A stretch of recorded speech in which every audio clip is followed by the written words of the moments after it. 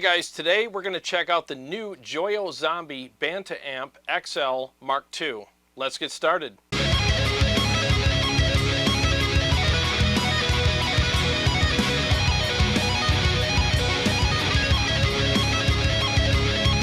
Alright, so this amplifier has Bluetooth, which I didn't get a chance to mess around with, so you might want to, check out their website and see what that's all about. But it also has a 12AX7 tube in the preamp section, so that's kind of cool. And it has two channels. It has a clean channel and a high gain channel. And does it get loud? Hell yes it does. It's surprisingly loud. I could not believe it when I started playing it. I'm like, holy crap, this thing's got some balls. So let's do a quick dial in on both channels on the amplifier, starting with the clean channel.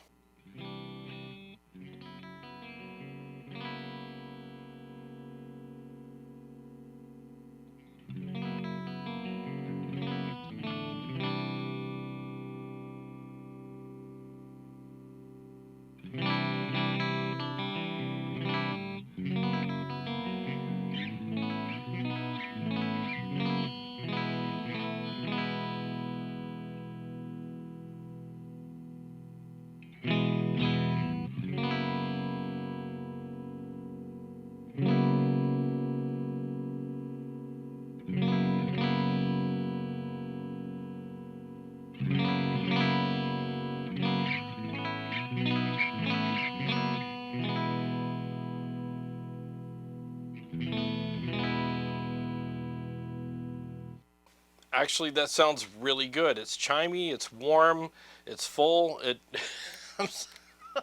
I'm surprised this dinky little amp sounds this good. Let's dress it up with some effects. I'll put some chorus and delay on it now and see how it sounds with that.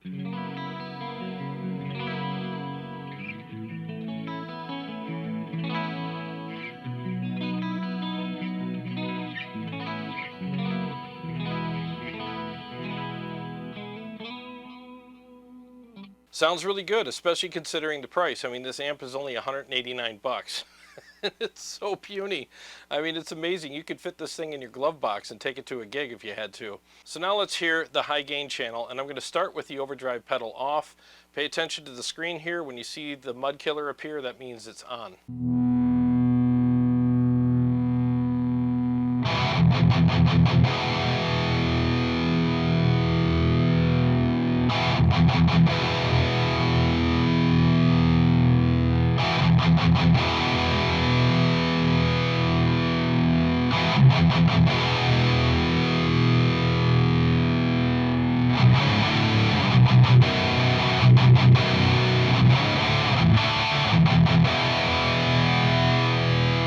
Well, that's got a considerable amount of gain even at 9 o'clock.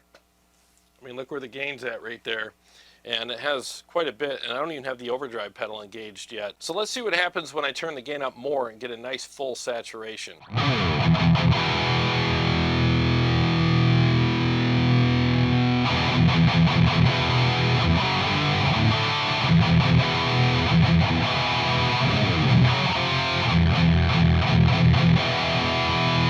Alright, so when I turn the gain up to noon, it starts falling apart a little bit. It just seems to, I don't know, it's got this crumbly kind of sound underneath. When you're playing chords, it sounds fine, but when you're chugging and doing any kind of palm mutes or anything, it starts falling apart. I'll play some riffs on it again, and you can really hear what I'm talking about.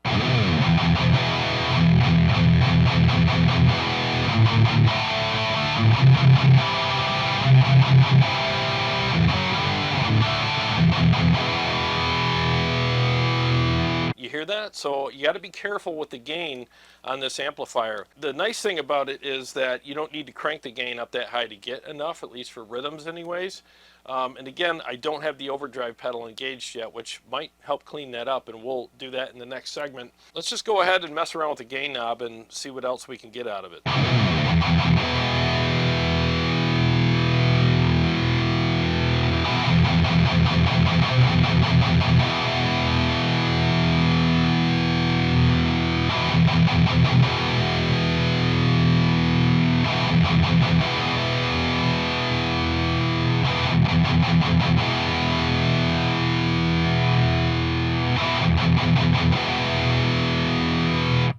Yeah, so without the overdrive pedal, I'm getting a little too much breakup on this amplifier right now. And keep in mind, I do have the volume cranked up pretty high.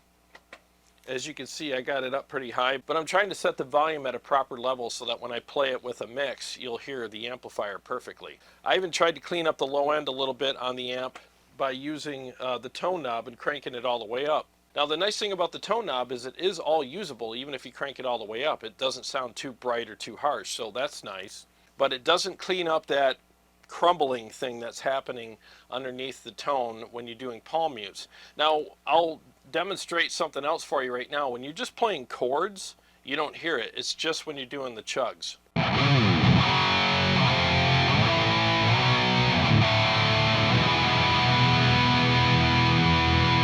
So you don't hear any of that when I'm just playing chords.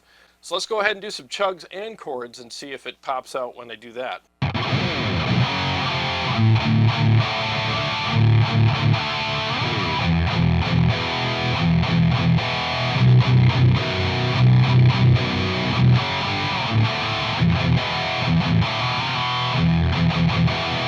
Yeah, it definitely comes out anytime you do palm mutes, especially on the lower strings. Now this is a 7-string guitar, so that's going to matter.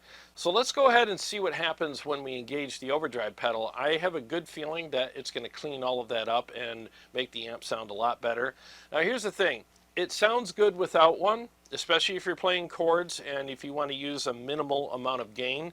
A lot of that extra kind of breakup will go away for the most part anyways, but I highly recommend using an overdrive pedal with most amps because it does tame the low end of the amplifier and it sculpts the gain in a way where it just adds a lot of great clarity to all of your playing. So I would suggest using an overdrive pedal with this or any other amp anyways. So now let's see if the overdrive pedal will clean up that mess.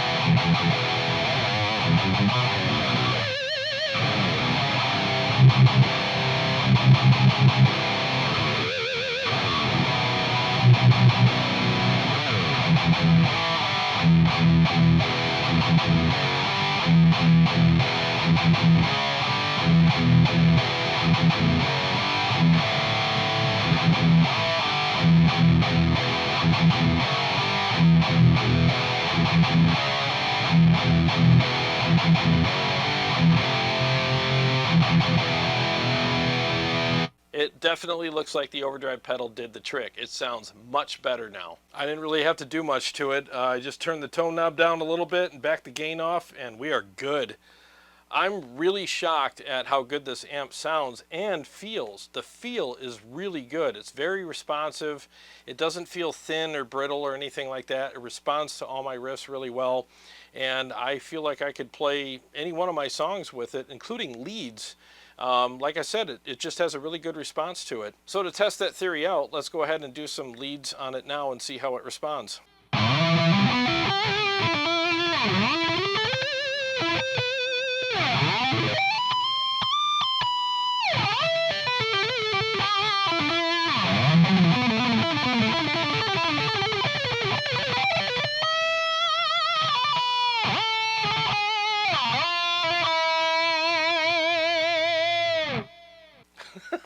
I mean, it sounded and felt really good to play. I couldn't believe it. I mean, this thing is actually pretty freaking legit, especially considering the price. I mean, it's a cool little amplifier. And the effects loop on it sounds really good as well. All the pedals that I'm using through it are reacting with the amplifier just the way they should. I didn't have to do any special adjustments on my pedals to get them to sound good through the amplifier at all. Let's do one more quick test with the amplifier before I end the video. I'm just going to play some of my own personal riffs on it and just see if it passes a nice chug test.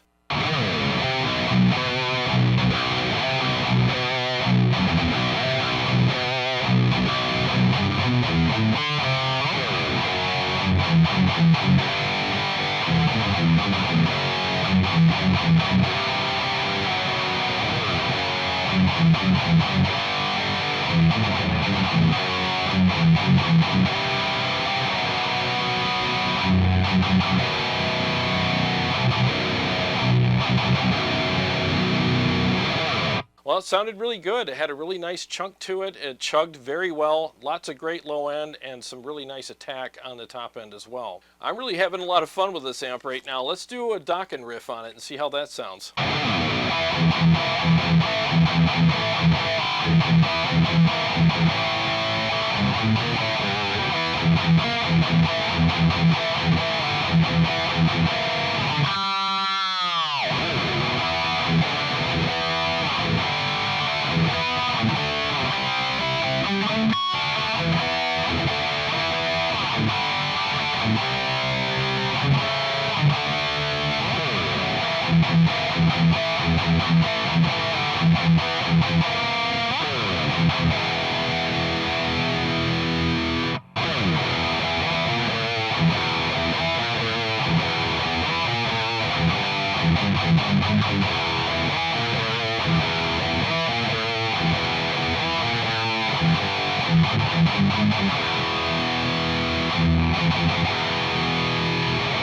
This thing's pretty freaking cool, man. I had to throw in one more riff because I was having so much fun playing it. So my final thoughts regarding my first impressions on this little amplifier are basically this. The clean channel is very usable. It sounds great. It feels great. It's warm. It's chimey.